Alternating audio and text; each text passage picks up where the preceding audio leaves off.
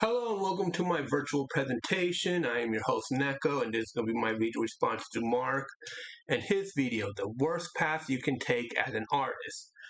He goes over 10 different points that he sees of mistakes that artists make when it comes to art as a career path, some of which can also apply to artists who are not on a career path but who do art for other reasons. So I'm going to be basically giving my thoughts, not just on his 10 points, but also 2 additional points that I believe is just as important to really consider. So, and also I'm not going to be reciting what he says. This is simply a response, but I will be including his video in the description so this way you can see what he says. Now, with all that said, on to the presentation. Number 1, perfectionism paralysis.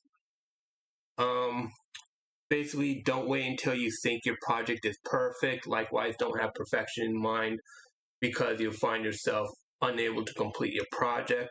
Present what you're working on to others. Consider the feedback that they're giving you. This does not mean try to please people. It simply means to see how others react to your work. Just the same, you don't have to submit your work online, whatever your work in progress is, whatever your art is. You could always just present it to close friends and family that you trust. Or if you have a teacher and you're attending school, see what your teacher has to say. These are things that can actually help you as an artist and perhaps even notice something that you didn't notice before. So that's number 1. Number 2, creating boring, safe art. Basically, following the trends, do what other people do, do the exact same thing and whatnot. Art should be about yourself and your perspective. Sometimes just one of them, Do you notice something, you create art because of it. Or do you have something that you want to say, or you want to express something, or something that's basically a part of you and your interest, then you do that. Be bold, be expressive. Because if you try to be like everyone else, then you just fade into the background, and at that point, you're just better off prompting for AI. Because let's be real here, AI art is nothing but simple, generic, safe, and mediocre. And when you're doing art, you should try to achieve more than that. Next up, avoiding fundamentals. And this is something that I fully agree is a big mistake, something that I learned many, many years ago from a jazz artist who was doing a presentation on TV. I don't remember his name, unfortunately, but he said it best, which is that you cannot develop your style without knowing the basics. You have your basics, your fundamentals, you set up a foundation, a starting point, and then from there you branch out, And even with me, with my pixel art, which you'll see in the background throughout this video, a lot of that is applying the basics of sketching to digital media. So that is how my work is done, my art, take the basics and apply it. So, with all that said, on to number 4, not observing, and this is pretty much self-explanatory because when you're doing art, you should be observing what you're doing. Does it complement the whole piece that you're working on? Likewise, paying attention, observing your environment as well. Maybe something like the shifting of the sunlight, or how a tree is growing, or a pattern you didn't notice that's on your dresser or cabinet or bed or whatever,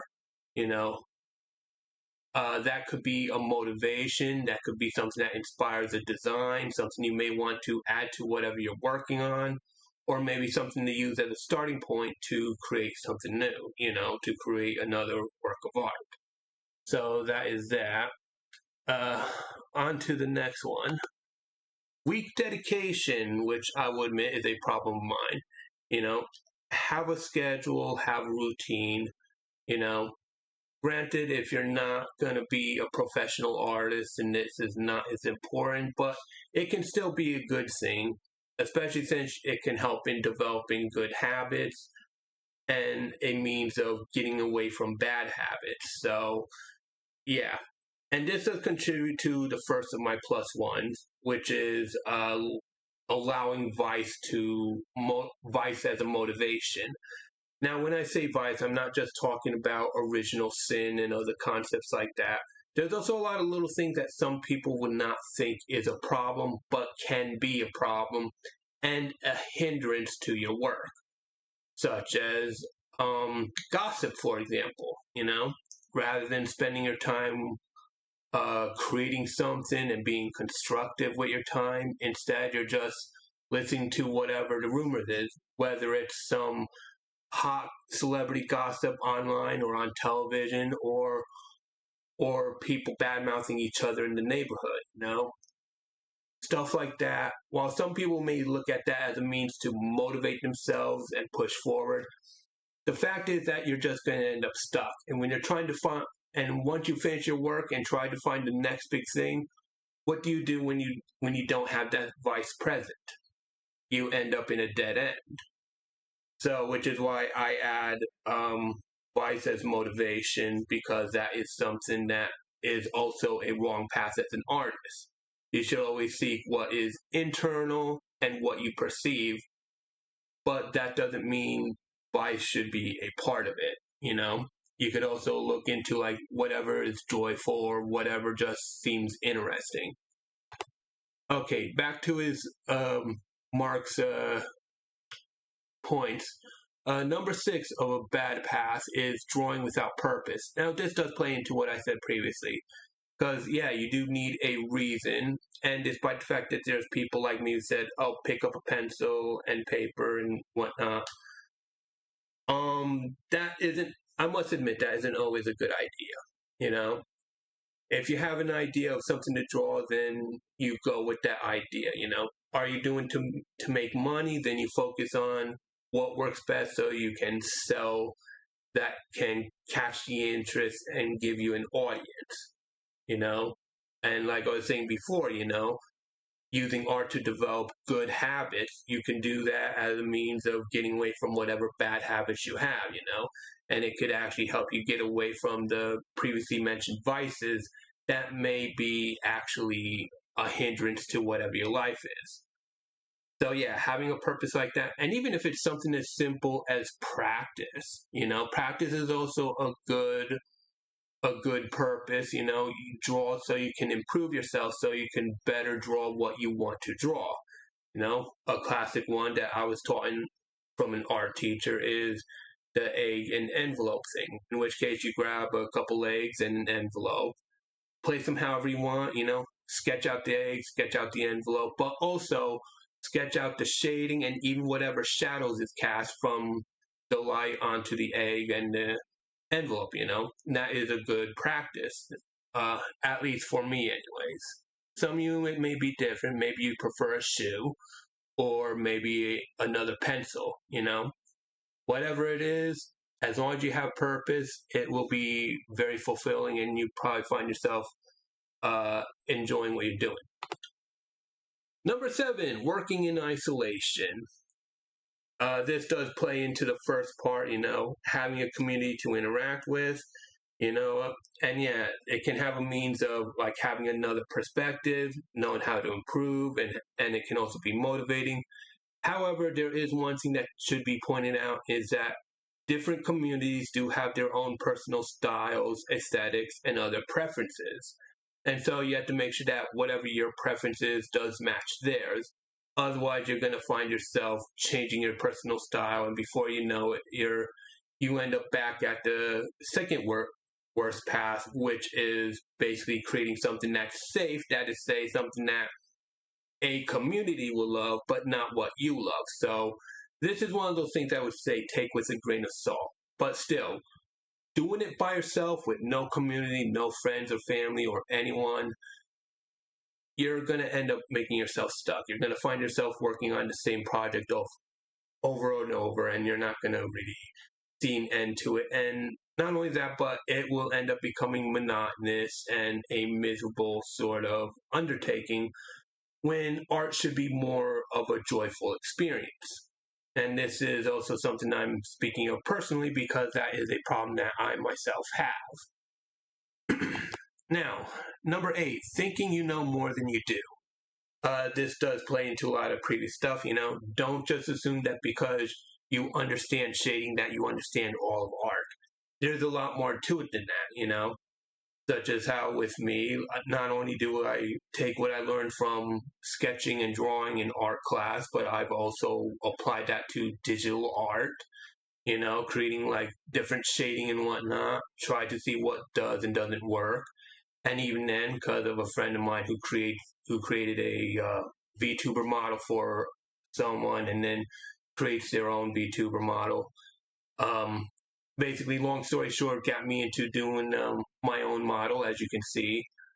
And yeah, stepping outside of your comfort zone and learning new stuff. You're never too old to learn. After all, the whole thing of working with 3D, I basically started doing that when I hit my I'm 42 now, and I started when I was 40. So yeah, you're never too old to do anything, and there's always something new to learn.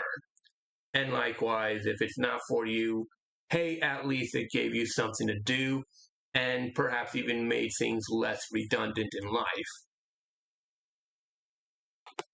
Number 9, ignoring the business side. Again, this is more about the career element of it. Stuff like marketing and economics. If you're just going to do this as a casual thing, as a hobby, or as a means of getting away from a vice, then it's not as important. But if you want to pursue art as a serious career, you do need to understand business, which is, of course, another problem of mine, which is another reason why I myself had, in a sense, failed as an artist. Although, can one really call it a failure if I'm still creating art? Probably not. All right, 10, letting envy destroy you. And yeah, this one's self-explanatory, This comes back to what was said of vices, You could you could use rage and think that's motivating, but it could very well be a hindrance, gossiping. And envy is another thing because you're stuck comparing your work to other people's work, when what you should really be doing is comparing what you're doing now to what you've done before in order to see if you've improved or anything like that. It doesn't matter if you're doing something that matches someone else's style or aesthetic, Is it something that you work on? Maybe it is, maybe it's not. They do things their way, you're doing things your way. You cannot let envy destroy you. Don't compare yourself to others. Always compare yourself to what you've done before. Always achieve better. Okay? Doesn't mean you try to be perfect, because as a quote said in anime, perfection is nothing. And now the second and last of the wrong path, which I said, is going hard, be serious, or as my guidance counselor used to say, which was kind of traumatizing, which was have a fire under your ass. Now, the problem with this kind of thinking is that if you're constantly going hard, you're going to eventually burn out. Especially since in some instances, you're going to need a bit of a softness in order to express yourself, as well as a softness to have precision. If you're constantly going hard, hitting and being all aggro, you're going to end up hurting yourself. You're not going to give yourself enough time to relax and be healthy, and your art will suffer from it. This is another thing that I had to learn personally. And so that is basically my thoughts in relation to what Mark said in his video, as well as my thoughts as well as other things that I basically shared. So with all that said, I am Neko AV, and I do thank you for watching, and may all your artwork, may you achieve your goals. I do hope for that. And then once again, thank you for watching.